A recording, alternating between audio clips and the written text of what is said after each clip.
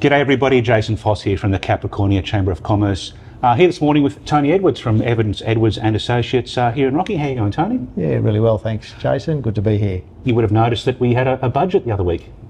That I did. There's been a few people talking about Interesting. it. So we thought we'd catch up with Tony to get his, I guess, more considered thoughts on what was included and maybe what was missing from a business context. So, Tony, do you have some highlights there for us? Yes, certainly do. And there were a few good highlights, but there was certainly a lot that was missing or very inadequate in my mind. Anyway, some of the good highlights was that the government provided some short-term handouts to renters, for example, some extra rent assistance to householders with a $300 electricity rebate.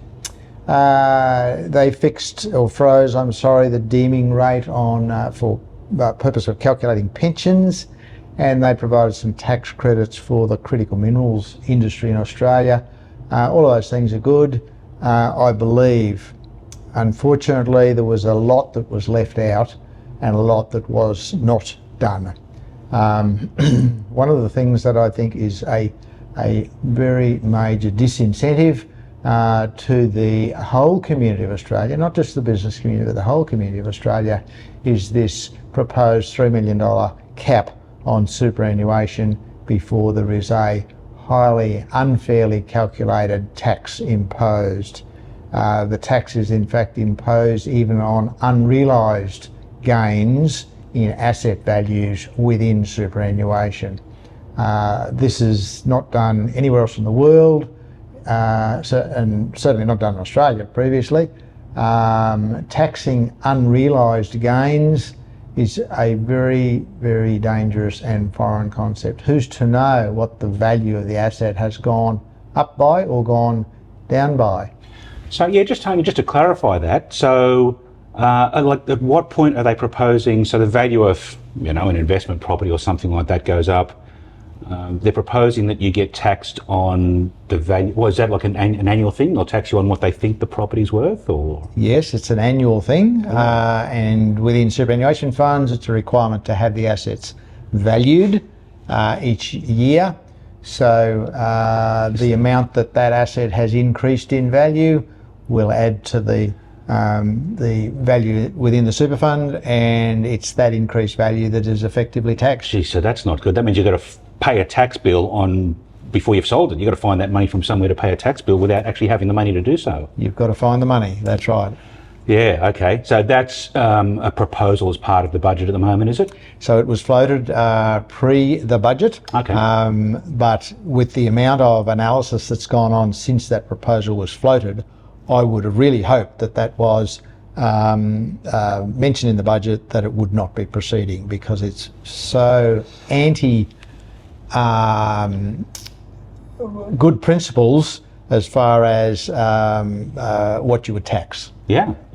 It just seems sort of decidedly unfair too, to be taxing people on money they haven't actually earned at that stage. Like, that's just on paper, isn't it? That's right. It certainly could lead to the bankruptcy of some people, some businesses, because a lot of businesses do have their superannuation assets tied up in the business premises. So if the value of the premises goes up, even though they haven't sold it, they've got to pay extra tax. Yeah. Okay, we'll be watching that space with keen interest for sure. Absolutely, yes, absolutely. I do hope it gets an awful lot of publicity in as much media as possible, because that's the only way that we're going to force a change to this ridiculous proposal. All right, Tony, so what was actually provided for in the budget about tax cuts? So the tax cuts that were proposed in the budget, that hopefully will go through, were of benefit to basically all levels of taxpayers. However, they certainly do not make up for the increased tax people pay as a result of bracket creep. And bracket creep happens every year as wages go up. If the tax brackets don't go up in accordance with the level that the wages have gone up, then people go into a higher tax bracket and pay a higher rate of tax on their income. So as everyone's well aware, we do have a housing crisis going on, quite a substantial one. So Tony, what did the budget say about that?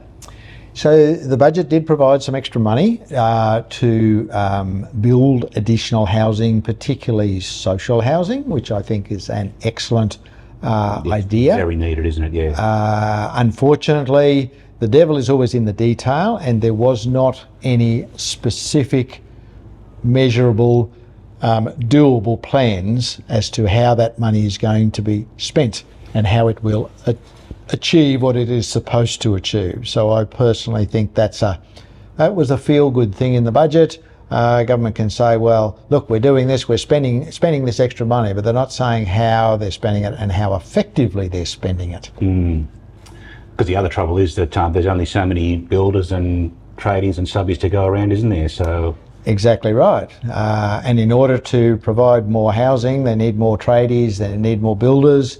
Where are they going to get more tradies and builders? We need to produce our own within the country, which to my mind means that they should be providing, making sure that there's less costs, for people to be trained as subbies and trained as builders through TAFE, trained as engineers through university. The costs of education, the government imposed costs of education, are just far, far, far too high. I think it's clear those pathways. I think it's been demonstrated in countries like Singapore, that has for a tiny country, has an extremely successful economy. One of the reasons they've got an extremely successful economy is because they promote actively and subsidise people's education. The more they can educate their population, the more that they get a smarter population, the more that they get things produced that need to be produced to benefit the country. So you wouldn't think that migration numbers would necessarily be dealt with in the federal budget, but it is. I just found out today, I learned. So Tony, what did they say about that? So what they've proposed in the budget is to reduce the number of skilled migrants that will be allowed into the country. To my way of thinking, that is anti-growth for the country. To my way of thinking, they did this again as a short-term measure to try to help with the housing crisis, but short-term measures don't work in that regard. We need to grow the country and to grow every person's wealth in the country. We need people with skills. We need to train our own people with skills. We need to import people with skills. Every country in the world is trying to do that. Every country in the world is trying to import more skilled labour, and yet we seem to be going the opposite direction and putting unrealistically low caps on skilled labour coming into the country. It's crazy. So to wrap it up, Tony, if you were to think about what this budget is and what it's not, how would you summarise that? Sure. I would say it's a short-term thinking budget. It's definitely not a pro-growth budget for Australia. It's definitely not a pro-infrastructure budget for Australia. It's just short-term, popular thinking budget. All right, so Tony, now's the time for the big question. You're the Federal Treasurer. You have control of all of the purse strings and all of the budget. I mean, what would you like to see? What's your wish list? Yeah, Jason, great question. First of all, I have no ambitions to be the Treasurer. However, I do have, like most people, I guess, I do have opinions on what I feel that the person who wishes to be Treasurer should have done in this budget. They certainly should have got rid of that proposal to tax higher superannuation balances and the way in which they're proposing to tax it, because that is anti-competitive, anti-growth, anti-advanced Australia, which is what they're proclaiming that they want, advanced Australia. So they certainly should have got rid of that proposal and the method completely. They certainly should have indexed those income tax thresholds, because by not indexing, it is a disincentive for people to want to go and work and earn more money. And by working and earning more money, that's a benefit to the whole country as well as absolutely. The person who does the work. They should have had and outlined a credible plan for increasing housing. And I think parts of that credible plan would be cutting the amount of green tape and red tape that's imposed, particularly through local councils, that add to the cost of building houses and add to the cost of subdividing land to build the houses There's been huge increases in that just recently, haven't there? Absolutely, Yeah, there has. yeah. And talk to any land developer and they just tear their hair out and say, well, this is just going to add to the cost of developing a land. I was talking to a developer just the other day, and he said currently in the Rockhampton, Yeppoon area, it costs a developer, apart from the cost of the land, in excess of $175,000 per block in costs to develop the land, excluding the raw land. That's incredible. So, you think about like the affordability of housing, like that's a huge sum. Absolutely. That's amazing. It is. Yeah. Yep. So I think that's an essential part. By cutting the green tape and red tape, it would cut the costs on the developing community, but it would also cut the costs for local governments. And local governments are struggling with their level of costs that they have to bear, that are imposed on them to follow all of the legislation and regulations imposed by the state governments. So there needs to be a really big broom go through the green tape and red tape involved in building houses. I think the second thing that they should do is they can easily facilitate the release of more land for housing as well. So if there's more land available, then competition means that should bring down the price Standard of supply and providing demand curve land. stuff, isn't it? Yeah. Absolutely. Yeah. Yep. I believe they should cut the tariffs on the imported building components that are there. They are far too high. They're a revenue raising measure. They're not a protection of Australian jobs measure. We have very, very low unemployment.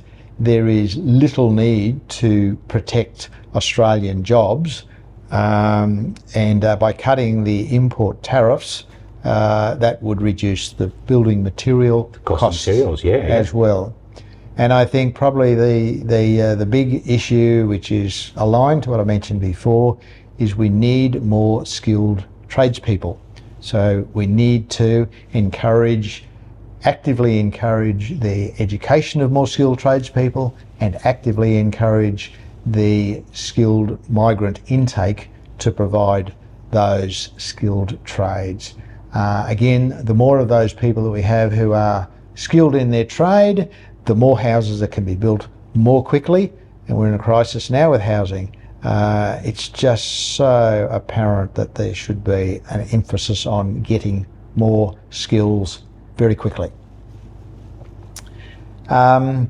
I think that the other thing that I would have focused on would be a significant reduction in the costs of getting people's first university degree or first TAFE qualification. Okay. Not only in the building industry, but across all industries, because a smart population will lead to a smart country. And the costs of education are a severe disadvantage at the moment to having a smart population. The costs of getting education is just far, far, far too high. And the final thing that I would do, amongst other things, but the final thing that I'll mention today is that I think there needs to be a concerted effort to improve and build more infrastructure in the country. Infrastructure including better roads, better railways, better electricity generation. I think the electricity generation situation at the moment is just so dire, and there's so much risk involved, particularly with the change from the coal-fired generation to renewables generation. There just hasn't been enough thought go into that planning, which at the end of the day I think will come back and bite us all with higher costs or the inability to provide the necessary power, because power is what runs the country. Yeah, totally. Yeah, it's like I've seen and heard that from multiple sources, but as we're moving to the electrification of anything, the grid's just not there to keep up with it. Yep. So I know there's a lot of investment, particularly in this area, in renewables at the moment, and we'll have more about that soon. We're talking to some people about getting some information about that, but yeah, there needs to be a lot more work done in that department. Yes, I agree with you there. Without doubt. Yeah, yeah. Without doubt. So those are just the big ticket items that I think I would be focusing on if I was Treasurer. There are lots more. There's lots more. There's lots of things that interact with each other, but those are They're the main things on your hit list. That's a pretty decent hit list, I've got to say. Thanks, Jason. All right. Thank you. No worries. Thanks for joining us this morning, Tony. Special guest star this morning for our annual budget review. Thanks everybody for watching, and we will see you all again next time. Okay. See ya. Thank you. It's been a pleasure. Thank you.